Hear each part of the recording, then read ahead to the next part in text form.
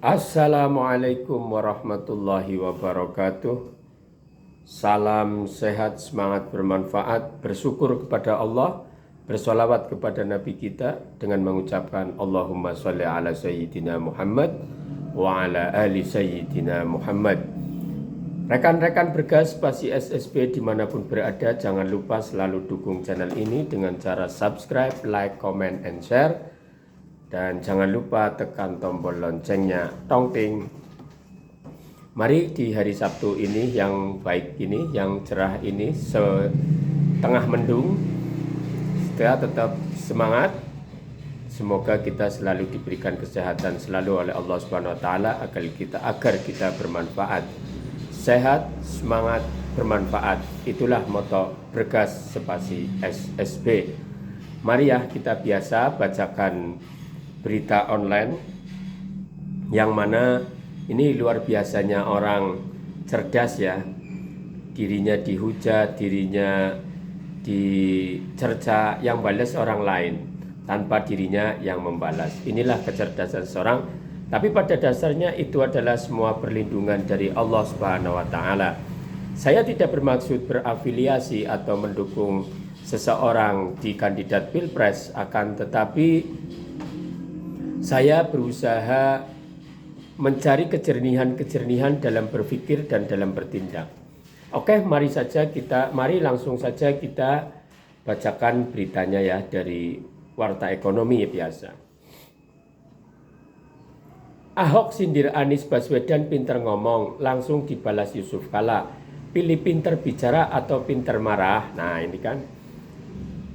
Warta Ekonomi Jakarta, ex-gubernur DKI Jakarta Basuki Cahayapurnama alias Ahok diketahui pernah mengucapkan curahan hatinya atas serangkaian peristiwa dan perjalanan hidup yang ia lalui, termasuk ketika kalah dalam Pilgub DKI 2017 lalu.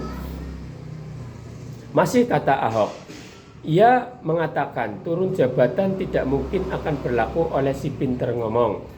Diduga sindiran Ahok tersebut ditujukan kepada Anies Baswedan. Kita tidak berbicara politik, tapi 5 tahun lalu Tuhan izinkan kasih ke orang pinter ngomong itu kerja. Ucap Ahok disambut gelak tawa penonton di acara relawan hip hip hura. Pernyataan Ahok ini pun langsung dibalas oleh ex-wakil presiden Yusuf Kala. Ia bahkan menduga hal ini pula yang membuat Anies Baswedan bisa meraih banyak simpati publik. Kalau boleh mengatakan, kenapa Anies ini dalam tanda kurung disenangi publik karena cara dia berbicara, tutur JK. Wapres yang pernah mendampingi SBY sekaligus Presiden Joko Widodo itu tak menampik kemampuan berbicara serta mencitrakan diri dengan baik, sangat penting dalam dunia politik. Nah ini luar biasa ya. Jadi ya yang baik kita tiru, yang nggak baik kita buang. Walaupun dikatakan oleh Ahok, wah karena pinter bicara, pinter ngomong, ya lebih mana suka yang pinter bicara atau pinter marah. Ahok kan marah, pungkas JK. Yusuf Kala sendiri diketahui punya kedekatan yang cukup baik dengan Anies Baswedan. JK disebut-sebut sebagai bapak asuh Anies yang banyak membimbing karir politik sang mantan gubernur DKI Jakarta. Akademisi Rocky Gerung kemudian mempertanyakan apakah JK juga akan menjadi kingmaker Anies Pilpres 2024 atau tidak. Ada kecurigaan Yusuf Kala akan jadi kingmaker buat Anies. Orang baca bahasa tubuh Pak JK, apakah Pak JK akan mengasuh Anies atau akan memanfaatkan suara Golkar? Kata Rocky Kamis 24 November 2022. Gampangnya Airlangga apa Anies? Karena Pak JK punya resource ekonomi dan politik yang besar, sambungnya.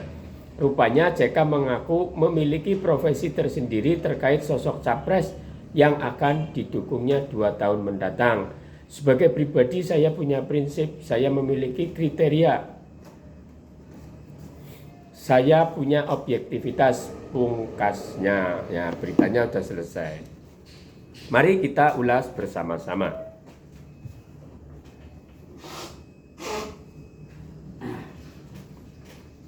Jadi inilah hidup ya, pro kontra selalu ada.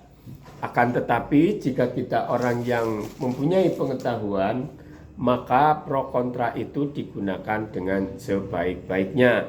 Balaslah lawan, maksudnya bukan membalas dendam, akan tetapi balaslah dengan ilmu juga. Itu sejatinya orang berilmu. Oleh karena itu, kita di dalam Al-Quran sudah juga dijelaskan ya, bahwasanya Allah mengangkat derajat orang yang beriman dan berilmu, derajatnya lebih tinggi ya dari yang lain.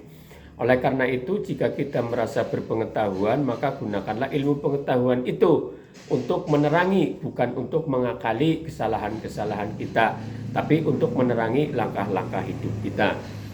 Dan siapapun yang jadi presiden nanti, intinya kita biasa-biasa saja, yang terpenting hak rakyat terpenuhi. Pasal 33 harusnya dijalankan dengan sebaik-baiknya. Oleh karena itu, siapapun yang jadi presiden ini kita dukung saja, karena sudah disepakati dan intinya itu adalah sudah jadi ketetapan takdir Allah Subhanahu wa Ta'ala. Ikhtiar boleh, yang penting jangan menghalalkan segala cara. Kemudian ini tentang Pak Yusuf Kalla ya. Ya, Pak Yusuf Kalla juga kalau boleh kritik, dulu pernah mengatakan bahwa negeri ini akan kacau kalau dipimpin Pak Jokowi, tapi setelah beliaunya ditawarin sebagai wakil presiden ya mau-mau saja, jadi tidak ada tanggung jawab moralnya ya. Kemudian apalagi, jadi kita itu masih dipertontonkan dengan para politisi-politisi yang sejatinya masih menguntungkan diri dan golongannya. Belum sepenuh hati kita mempunyai bukti bahwa para politisi ini memikirkan rakyat dan bangsa ini 100%. Ya mungkin 100% tidak mungkin, akan tetapi ya setidaknya mendekati lah. Jadi marilah kita beri para politisi kita kepada para politisi, mari kita diberi tontonan-tontonan yang baik agar kita bisa meneladaninya dan kita bisa merasakan kebijakan-kebijakan yang bijak. Ya, jadi mohon maaf, semuanya punya kelemahan dan semua punya kelebihan. Kita tidak usah terlalu berlebih-lebihan kalau lagi senang orang terus menyanjungnya berlebihan. Kemudian jika kita sedang tidak suka sama orang, kemudian kita mencaci makinya. Kita sebatasnya saja. Ahbib habibaka haunamma wahdib hodibaka haunamma. Cintailah sesuatu yang kau cintai sebatas saja, karena bisa terjadi nanti dibenci. Dan bencilah sesuatu yang kau benci sekedarnya saja, bisa jadi nanti saatnya kamu mencintainya. Semoga bermanfaat. Billahi taufiq wal hidayah. Assalamualaikum warahmatullahi wabarakatuh.